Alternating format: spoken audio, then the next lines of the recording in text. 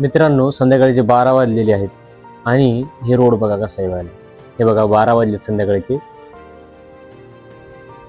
आणि हा रोड बघा.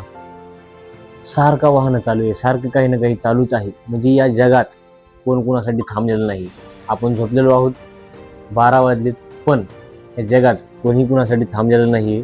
कोणी कुणासाठी काय शांत नाही आहे. बघा कसा रोड वाहतोय. हे जग आपल्यासाठी थांबणार नाही.